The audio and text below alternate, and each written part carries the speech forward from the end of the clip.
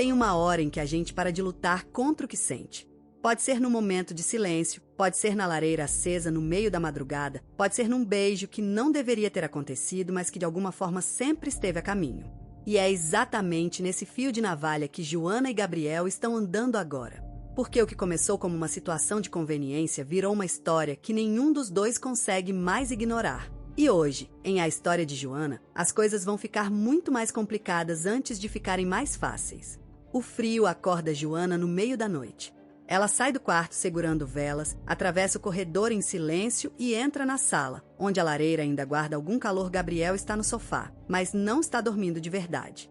Ele acorda ao perceber a presença dela e os dois ficam ali, envoltos por aquela combinação perigosa de madrugada, fogo e intimidade que não escolheu a hora de aparecer.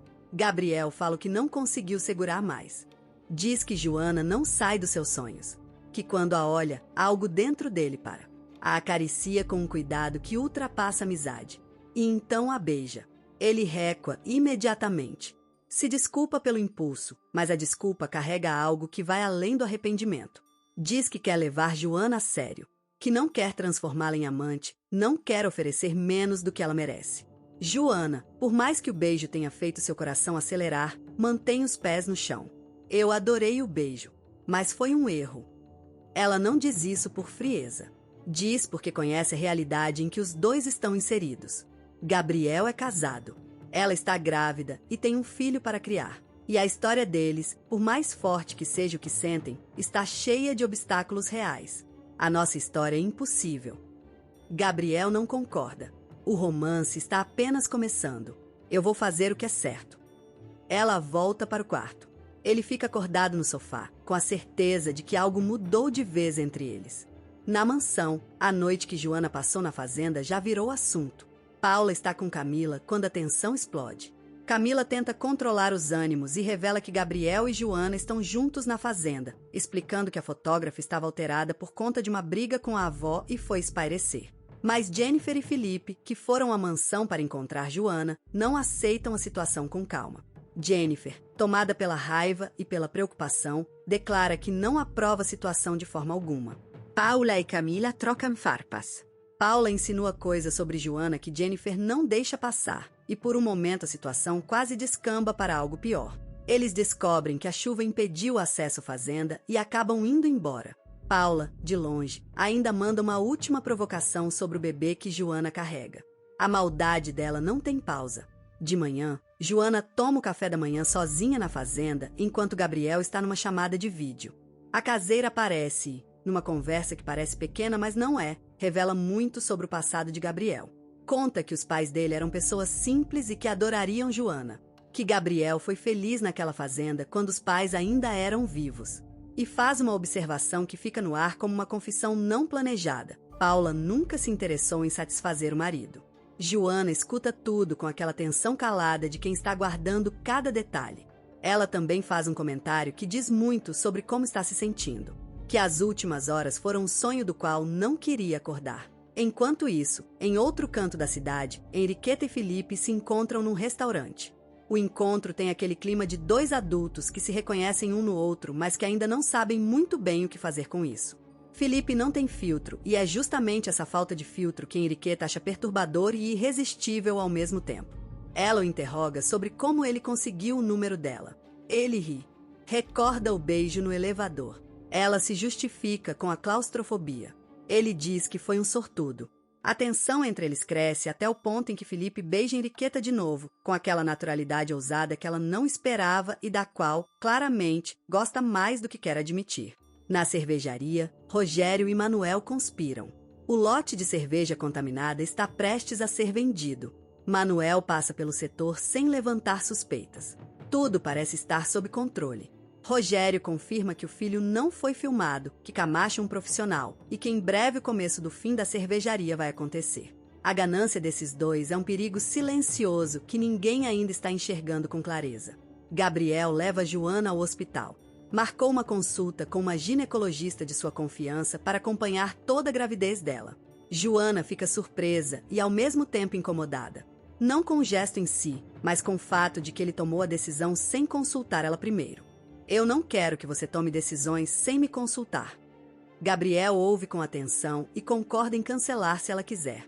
Mas Joana não cancela. Ela entra sozinha na consulta, deixando Gabriel do lado de fora, marcando muito bem que aquele momento é dela e do filho. A secretária, sem entender a situação, chama Gabriel para dentro acreditando que ele é o pai.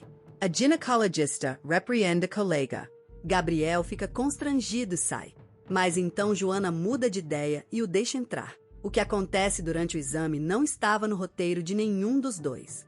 Quando os batimentos do coração do bebê preenchem a sala, Gabriel não consegue segurar a emoção. As lágrimas descem sem pedir licença. Ele segura a mão de Joana. Ela olha para ele com uma expressão que mistura surpresa e algo que ainda não tem nome. E os dois sorriem, naquele silêncio que diz tudo que as palavras ainda não conseguem. A médica, no entanto, termina a consulta com uma nota de alerta. A pressão de Joana está alta. Ela precisa evitar estresse e emoções fortes. Gabriel diz de imediato, querendo resolver, proteger, tomar providências. E Joana reage ao jeito dele reagir. Eu sei guiar a própria vida. Você está me deixando nervosa. O paradoxo é quase cômico, não fosse genuinamente complicado. De volta à empresa, Joana e Gabriel chegam juntos com as mesmas roupas do dia anterior. As fofocas começam antes mesmo que eles entrem pela porta. Carlos recebe o sobrinho com um misto de alívio e ironia pelo atraso. Gabriel conta que escutou os batimentos do filho, visivelmente ainda tocado pelo que viveu. Carlos pergunta se Joana já sabe de tudo. Gabriel nega com a culpa visível no rosto. Me sinto mal por estar mentindo, mas eu preciso me divorciar rapidamente. Só quero ficar com ela e com o filho. O peso desse segredo está começando a pesar demais. Joana conta para Daniela que houve um beijo na fazenda. Os olhos de Daniela brilham, mas não pelo motivo que Joana imagina. A moça carrega sua própria dor. Davi, que havia se aproximado dela numa noite de festa, voltou atrás. Disse que o beijo foi um erro, que estava embriagado, que eles são apenas amigos. E completou com aquilo que dói mais. Eu ainda amo a Joana. Daniela disfarça a tristeza com maestria, mas chora escondida depois. Luciano aparece na mansão de Paula. O amante estranha não tê-la encontrado na cama de manhã. Diz que ela lhe importa muito. Paula responde com uma crueldade calculada. Diz que Gabriel lhe garante um excelente nível de vida e que ela não imagina a própria vida sem ele. Não por amor, por conforto, por status, por tudo aquilo que Luciano não tem como oferecer. Nós não teremos nada sério. Eu farei o que for para não perder o meu marido. Tânia escuta a conversa de longe. Na cervejaria, os investidores espanhóis chegam para a degustação. Todo o time se reúne. Gabriel propõe um brinde e apresenta Paula ao grupo. E então Paula faz o que sempre faz quando sente o território ameaçado. Beija Gabriel na frente de todos. Com calma, com intenção, olhando para Joana. O recado é claro. A fotógrafa encaixa o golpe em silêncio, mas o rosto não mente. Ela está arrasada. Josefina recebe uma ligação que a deixa pálida. Salvador, que foi até a casa de Jennifer sem avisar e ficou para um café, percebe imediatamente que algo está errado. Ele deduz com precisão que ligante foi Ramon, o pai ausente dos filhos de Josefina. Ela confirma, mas diz que ele não pode simplesmente voltar como se nada tivesse acontecido. Salvador observa com sensibilidade que Jennifer repete o ciclo do abandono, que é insegura e cheia de medo justamente por causa da ausência do pai, e que provavelmente sonha com uma reconciliação que talvez nunca chegue da forma que imagina. A conversa é breve, mas densa, e o retorno de Ramon promete complicar muita coisa. A última cena do dia é a que fica. Paula beija Gabriel no meio da degustação, diante de todos, diante de Joana. E enquanto os aplausos dos investidores ecoam pela cervejaria, Joana mantém o sorriso no rosto. Por dentro, no entanto, o peso daquele momento é imenso. Porque ela sente. Qualquer um que já esteve nesse lugar sabe que sente. E a questão que fica é até quando ela vai conseguir segurar o que está crescendo por dentro.